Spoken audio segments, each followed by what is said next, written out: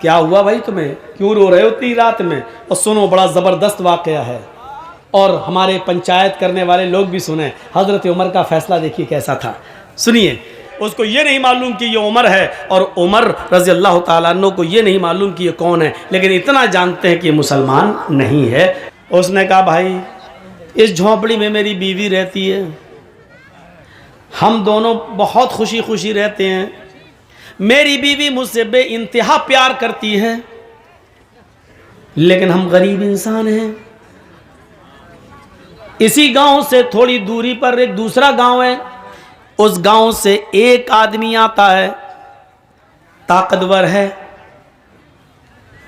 Handsome है, खूबसूरत है, ताकतवर है, और वो जैसे ही आता है वो सीधे मेरी झोंपड़ी में घुसता है, मुझे कान पकड़ के बाहर निकाल देता है।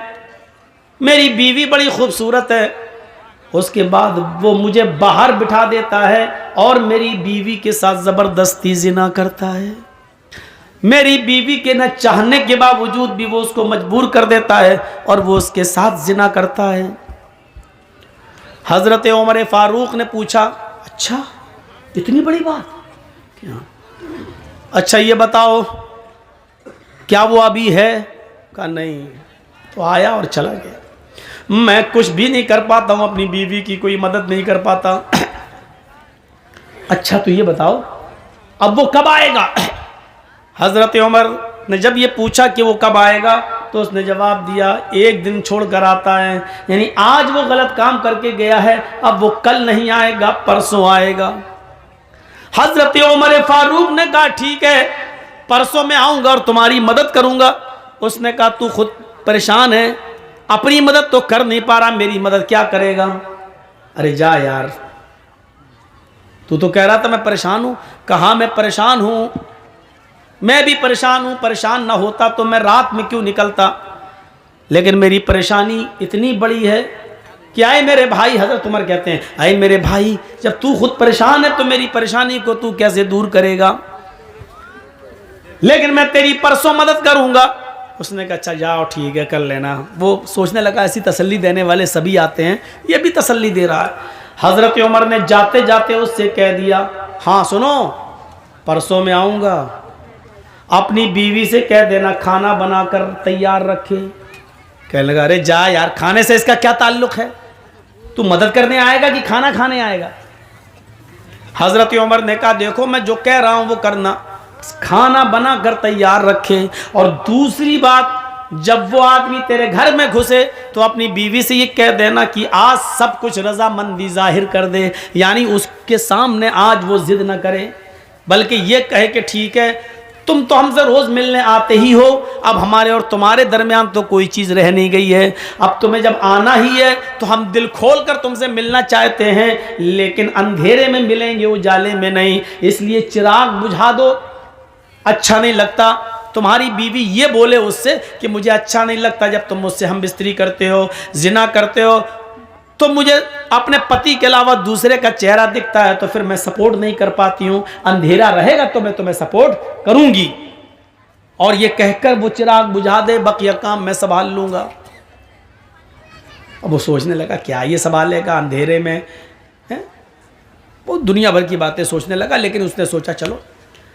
हज़रत उमर फारूक वक्त से पहले आ गए, दूसरे एक दिन छोड़कर दूसरे दिन देखा झोंपड़ी के बाहर वो आदमी टहल रहा है। हज़रत उमर फारूक ने कहा ठीक है मैं आ गया हूँ तुम्हारी मदद है। उसको पता ही नहीं कि क्या करेंगे, झोंपड़ी के पीछे छिप जाते हैं और उस आदमी से कहते हैं कि तुम अपनी बीवी के पास जाओ, वो आएगा तो तुम्हें खुद ही कान पकड़ के बाहर निकालेगा। वो आदमी अपनी बीवी के पास चला जाता है, रात थोड़ी और अंधेरी होती है, हज़रत उमर थोड़ी दूर से ये मंजर देख रहे हैं। थोड़ी देर के बाद वो एक आदमी को आते हुए देखते हैं, लेकिन शक्ल नहीं समझ में आती है कि कौन है, अंधेरे की वजह से। वो आदमी आता है और सीधे झोंपड़ी में घुस जाता है और उस आदमी को यानी उसके शौहर को झोंपड़ी से निकाल के बाहर कर देता है। चलो, और वहीं चला गया। सारे काम समझा चुके थे। बीवी बोली ठीक है भाई, अब तुम तो आते ही हो हमारे पास, अब जिद करने से क्या फ़ायदा, हमें भी कोई फ़ायदा मिलेगा नहीं।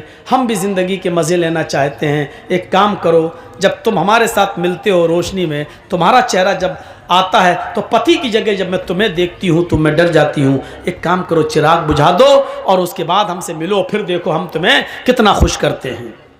उसने कहा चलो, अब अपने आप ही तैयार हो गई है। चिराग बुझा दिया। जैसे ही चिराग बुझता है, हज़रत उमर फारूक ज़्यादा लेट नहीं होते हैं, क्योंकि अगर लेट होंगे तो कहीं ज़िनाकारी ना हो जाए, उसको भी बचाना है, इसकी बीवी को उस ज़िना से बचाना है। जैसे ही चिराग बुझता है, हज़रत उमर झोंपड़ी के अंदर घुस जाते हैं। अब डर था, झोंपड़ी के अंदर घुसने के बाद ये डर था कि मैं अपनी तलवार चलाऊं तो अंधेरे की वजह से कहीं तलवार खता न कर जाए, जिनाकार के बजाय कहीं उस आदमी की बीवी की गर्दन पर तलवार न चल जाए। इसलिए उस आवाज़ की तरफ जाना था जो मर्द की आवाज़ हो। हज़रत उमर ने कहा कौन? वो समझा कि इसका शौहर आ गया, वो समझा कि इसका शौहर आ गया। हे अभी तो चिराग बुझा, अभी तो कुछ हुआ ही नहीं, तू अंदर घुस गया। हजरत उमर ने फौरन उस आवाज की तरफ लपके, समझ गए कि आवाज कहां से आ रही है।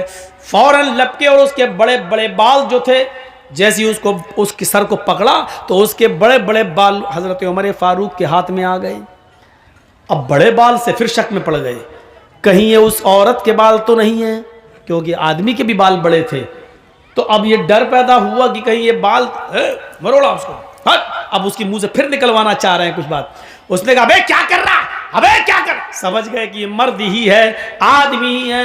हजरत उमर फारूक ने फौरन तलवार उसकी गर्दन के ऊपर चला दी और उसको कत्ल कर दिया। गर्दन एक तरफ पड़ी हुई है और धड़ एक तरफ पड़ा हुआ है। और जल्दी कहा मेरी बहन जल्दी से चिराग जलाओ।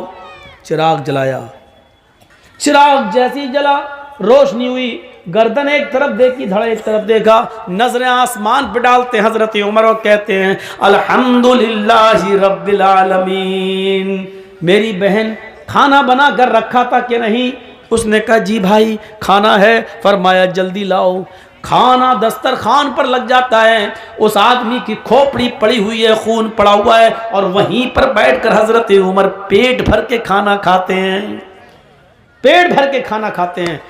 वो आदमी बार बार देख रहा है, लाश के पास बैठ के खाना खा रहा है। और जब खाना खा चुके तो चलने लगे। उस आदमी ने पीछे से पकड़ा, भैया कहाँ जा रहे हो? कहा जा रहा हूं अपने घर।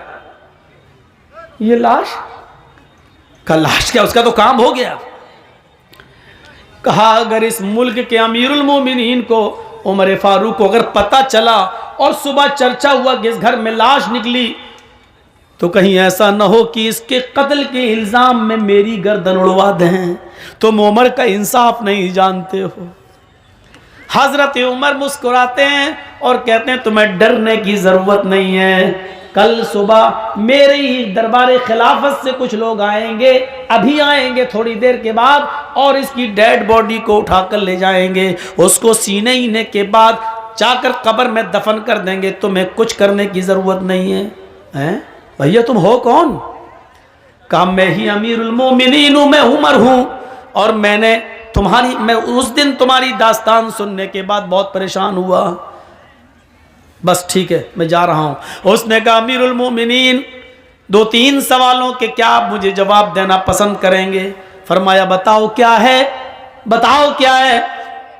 उसने कहा अमीरुल मोमिनीन इतना बताइए कि आपने खाना बनाने के लिए क्यों कहा था परसों कि खाना बनाकर तैयार रखना, इस कत्ल से खाने का क्या ताल्लुक था? अमीरुल मोमिनीन चिराग बुझाने के लिए आपने क्यों कहा था? क्योंकि अंधेरे में तो डरता कि कहीं तलवार मेरी बीवी की गर्दन पे न चल जाए।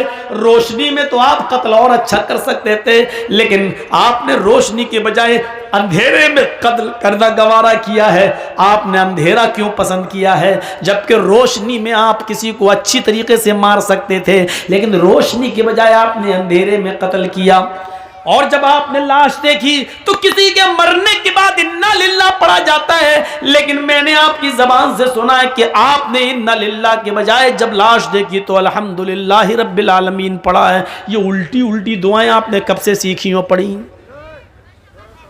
उसने आहा, हजरत उमर का जवाब सुनो, क्या जवाब था। हजरत उमर फरमाते हैं, आए मेरे भाई, जब तूने मुझे अपनी दास्तान सुनाई और तूने कहा कि मैं भूखा हूं, खाना नहीं खाता, इसलिए कि मैं अपनी बीवी की मदद नहीं कर सकता, जब तक मैं अपनी बीवी को जुल्म से बचा न लूं मैं खाना नहीं खाऊंगा।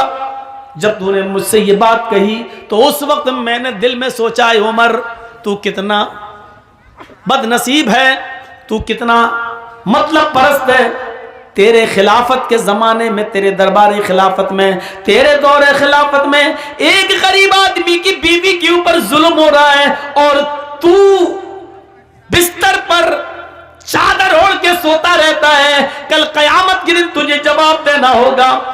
आए मेरे गरीब भाई, जब तूने मुझे ये बताया कि एक आदमी आता है और मेरी बीवी से जिना करता है, तो मैंने परसों ही आहद कर लिया था कि उमर उस वक्त तक खाने का एक लुकमा नहीं खाएगा, अपने हलक के नीचे नहीं लाएगा, जब तक कि उस आदमी को कत्ल नहीं कर देगा, और उस आदमी की परेशानी से मैं तुझे नजात नहीं दिला दूंगा, तब तक मैं नहीं खाऊंगा। मैं परसों से अब तक भूखा था, सिर्फ पानी पी रहा था या एक आध खजूर खा लेता था, लेकिन खाने का एक लुकमा भी मैंने नहीं खाया, क्योंकि मैं तेरी मदद करना चाहता था।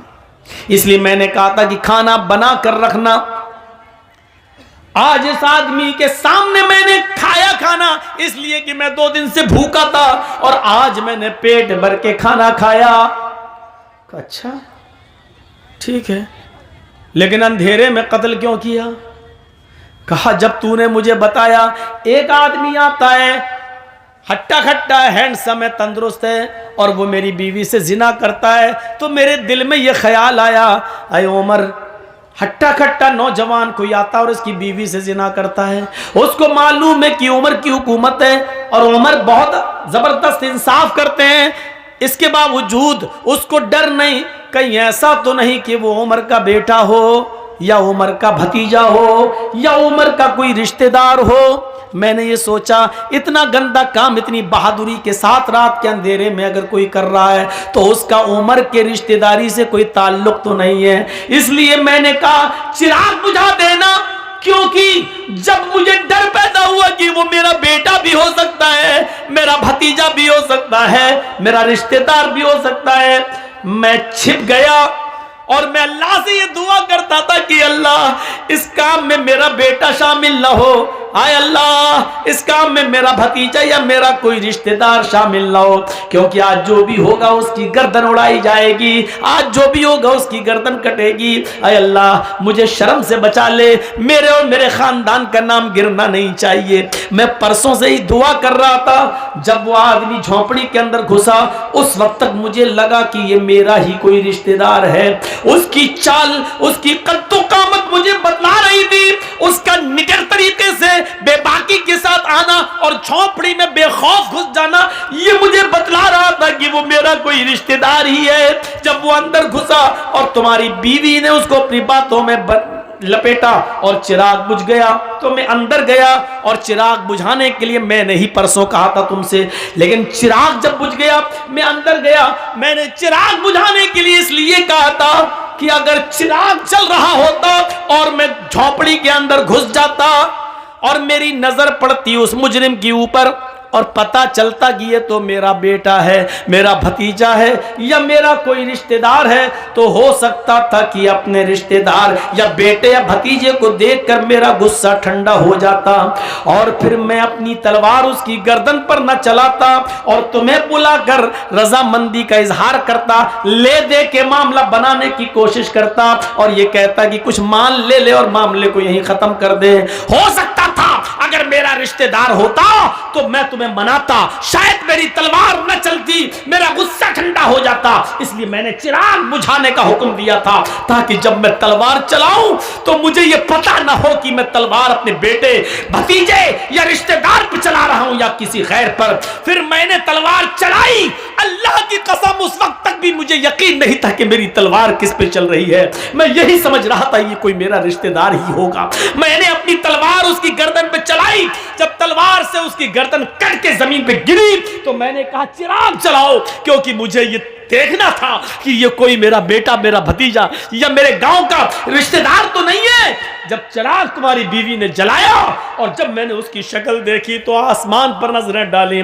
मैंने अल्लाह का शुक्र अदा किया, अल्हम्दुलिल्लाह रब्बिल आलमीन। हाय अल्लाह, जिस आदमी को मैंने कत्ल किया और जो आदमी जिना करने आता था इसकी बीवी से, न वो मेरा बेटा है, न मेरा भतीजा है, न वो कोई मेरा रिश्तेदार है। ये काम भी एक यहूदी ही कर रहा था, यहूदी की बीवी के साथ। मरने वाले में कोई मुसलमान नहीं है, कोई रिश्तेदार नहीं है। इस पर मैंने अल्लाह ताला का शुक्र अदा किया और इसलिए मैंने अल्हम्दुलिल्लाह कहा, इन्ना लिल्लाह नहीं कहा। तो मेरे भाइयों, इस तरीके से अदल और इंसाफ करते थे। चूंकि उसकी बीवी मजबूर थी, वो जिना नहीं करवाना चाहती थी, सिर्फ आदमी की गलती थी, इसलिए हजरत उमर ने आदमी को कत्ल किया, मर्द को कत्ल किया और उसकी बीवी को उसके जुल्म से आजाद करा दिया। तो इंसाफ ये होना चाहिए और इंसाफ का तकाजा भी यही कहता है कि अदल अदल है और अदल के साथ समझौता नहीं होना चाहिए। आदमी, चार आदमी इधर से बैठे, चार आदमी इधर से बैठे, अब रिश्तेदारी का मुंह देखा जा रहा। ऐसी बात कि सांप भी मर जाए और लाठी भी न टूटे। मौलाना साहब ऐसा रास्ता निकालिए बीच वाला कि काम बन जाए। नहीं, इस्लाम की दृष्टि में ये नहीं, जुर्म को जुर्म कहो, इंसाफ और अमन को अमन कहो, अदल को अदल कहो, सच को सच कहो और झूठ को झूठ कहो। यही इस्लाम सिखाता है, यही इस्लाम की दावत है और यही इस्लाम कहता है कि वो कोई भी हो, किसी भी धर्म का मानने वाला हो, इंसानियत का दामन आपके हाथ से नहीं छूटना चाहिए। अदल होना चाहिए, इंसाफ होना चाहिए और यही सब मजहब की तालीम है, सारे धर्म की यही तालीम है। मेरे भाइयों, इस्लाम चूंकि सब धर्मों से में आला है, अफजल है, इसलिए इस्लाम ने सबसे ज्यादा इंसानियत को फरोग दिया है। इंसानियत को यहां तक कहा है कि अगर किसी औरत के पेट में नाजायज बच्चा भी है, अगर कॉलेज में पढ़ते हैं लड़का और लड़की, स्टूडेंट हैं और लड़का और लड़की से गलती हो गई और दोनों किसी होटल में या किसी प्राइवेट रूम में जाकर मुंह काला कर लिए और हजार आलाते मने हमल इस्तेमाल करने के बावजूद, टेबलेट्स वगैरह और जिन चीज़ों से हमल नहीं रुकता है, हमल नहीं ठहरता है, उन चीज़ों को इस्तेमाल करने के बावजूद भी लड़की अगर गर्भवती हो गई, हामिला हो गई, मसलन उसने टेबलेट खाई, काम नहीं की, फिर भी हामिला हो गई, या आजकल बहुत सी ऐसी चीज़ें चलने लगी हैं जिसको अगर अपने पेनिस वगैरह पे पहन लिया जाए